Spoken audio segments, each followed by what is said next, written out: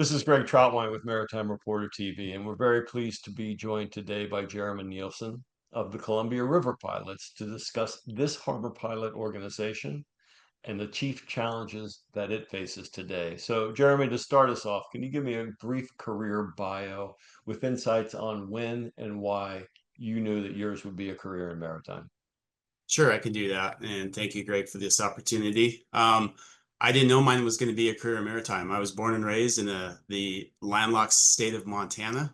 And I like to say that maritime found me. I did not find maritime. Very briefly, I applied to the Air Force Academy, the Naval Academy, got congressional nominations to both. And through a series of events, the United States Merchant Marine Academy found out of my nominations there, and I got a phone call saying, "Hey, what do you think about coming here? We don't get very many people from Montana." And it sounded adventurous, so I got a nomination to Kings Point as well, and ended up at the U.S. Merchant Marine Academy. The first ship I ever saw was the first ship I climbed aboard during my cadet training. And since then, I've had varying roles in industry. I've done logistics management. I've been a steamship agent, a stevedore, a tugboat captain. Then got into the pilots in the association, and am currently serving as president of our association. Why don't we take a little bit deeper dive into your organization? And by that, I'm just looking a by the numbers look at Columbia River pilots today, something that just gives a size and a scope to your operations. Sure. So we are about 45 strong. We stay pretty consistent with that number of pilots. We'll go up and down one or two, but that seems to really fit. Um, there is potential business out there to which we would have to increase our numbers, but 45 is a good fit. We operate on a very long river system. As far as ports go, we are one of the longer routes out there. Approximately 100 miles is our length of route. Although we can go as far as Lewiston, Idaho on the Snake River, which is 435 miles inland. That's rare that we do that. Those are very specialty cargoes or possibly private yachts. But for the most part, we're 100 miles. We average about 1,500 ship arrivals a year, which translates to 4,500 to 4,750 pilot assignments every year. Primarily, we are known as a bulk grain export port facility, but we do have a pretty broad spectrum of ships that we see: container, car, steel imports, exports, fertilizer. So that's kind of us at the 30,000 foot numbers view. My next question, I'm talking to a lot of different pilot organizations this month, and a lot of them have their own fleets, they have their own workforce. I understand that Columbia River Pilots is a bit different. You're an organization, you don't have a fleet per se, you don't have a workforce per se. With that, can you just give me an overview of the structure of your organization? Sure. So we are an association of independent pilots. We're licensed independently by both the federal government and the state of Oregon. So the pilots here are not employees. And we don't have a fleet of launch boats, pilot boats, like many other organizations do. We use private companies' own launch boats out there, and that works well for us. There are some challenges with that occasionally. But there are sufficient numbers of private launch boats on the river, and they do a good job. And so we don't employ that. We don't have that whole other piece of infrastructure that we have to deal with. Are there other overriding conditions of operation that make your services essential to safe, efficient navigation of the Columbia River system? Yeah, that's a good question. The length of our route is not a concern, but something we have to contend with, namely due to fatigue restrictions. We are bound by 8 hours on the bridge, and we have jobs that exceed that. So when those came into play, we had more pilot assignments simply due to now having required pilot reliefs. Um, Additionally, and really one of the bigger concerns for us is that vessel size is outpacing infrastructure size. And as an example here on the Columbia River, our channel was designed back in the 60s and early 70s for vessels that were the top 20% largest that were coming into the river size at that time. And those sizes of ships were 600 feet long and 85 feet wide. Well, nowadays, we are bringing vessels double that into the river. We're bringing 1,200-foot container ships, 165-foot beam, and just tremendous tonnage. So we're really stretching the river out, as I like to say. And that is one of our biggest concerns. The vessel size just hasn't kept, or infrastructure hasn't kept pace with vessel size.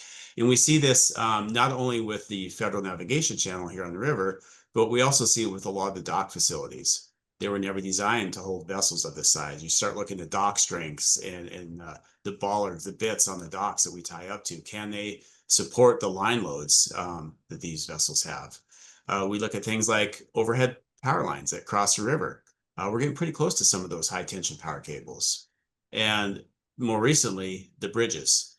Um, Up till 5, 6 years ago, we never considered our clearance overhead when transiting under the bridges. We'd have specialty cargoes now and then, new gantry cranes coming in, for example, but it wasn't much of a concern. Within the last 5 years, we have had numerous vessels within just a few feet of some of these bridges, 3, 4, 5 feet of clearance.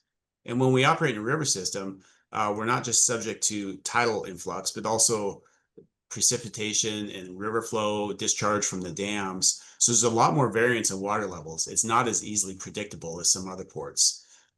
So trying to avoid an collision with a bridge, that's a new thing we're really having to consider these days. Additionally, we operate with environmentals nearly 100% of the time. And by environmentals, I mean wind or current. And we, being in a river, we virtually always have current to deal with. And that just adds another dynamic when we're already in a very constrained channel, very constrained operating environment.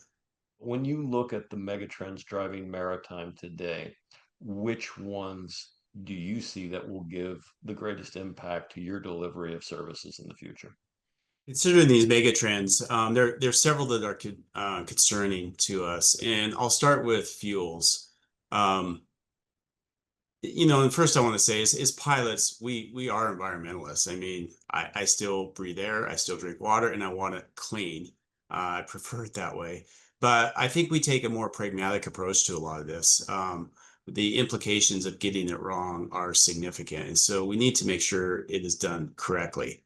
Those in power need to really consider this. And I'll use the example of when low sulfur diesel requirements came to be.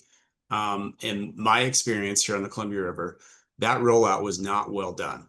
We had multiple incidents, groundings that occurred because fuel pumps were seizing up on these vessels due to the lower sulfur content, which provides lubricity for the fuel pumps. And so the fuel pumps would seize up and the engine would shut down. That rollout was not well done. I don't think it was researched well enough before it was implemented. So concern going forward with alternative fuels is well tested and well regulated so that we don't see incidents like that. What is the benefit of burning the cleaner fuel if it creates more incidents? Looking at automation, autonomous ships are a lot of talk right now, and further automation on ships, and that's all good. Is pilots, I don't know that we should be the first to embrace new technology. We definitely need to partner with technology because the reality is, when we go back to ships are outpacing the size of infrastructure, we're getting to the point now, at least here in the Columbia River, where we couldn't do what we do without that technology. As proud as we are of our capabilities, the technology is really what has propelled us forward to continue the efficient movement of ships here. So we need to partner with that technology, but be cautious of completely embracing it. We do not want to lose the pilot's eye and the ability that we have for that human input into this. Our experience is that technology is unreliable. In fact, in the last 2 weeks, we have had 2 gyro compass failures on this river that without the pilot input would have resulted in grounding. One of them was a 1,000-foot container ship at night in the fog, again in a 600-foot wide channel. Totally lost the gyro, lost all navigation, directional ability, and the pilot saved that from becoming an incident. In fact, here on the Columbia River, we average about 2 incidents, either electronic or mechanical, every single month. I mean, that is our average. We have 2 a month. So technology, automation, it's all great. We need to not lose the pilot's touch on that and that human element, because really that is saving the day a lot of times. And going further with that, with automation and discussion of automated ships, There's a lot of concerns with that. One of the implications that we're seeing is getting new people into the workforce. It's pretty hard to convince people to come into this workforce.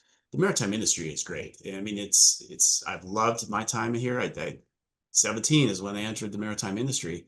Um, Hard to convince people to come into this when they say, well, you're just going to be replaced by a computer in the future. So I think industry wide, we need to be careful of our outreach and telling people they're not going to have a job in a few years, because that is a problem. Workforce replenishment is a problem.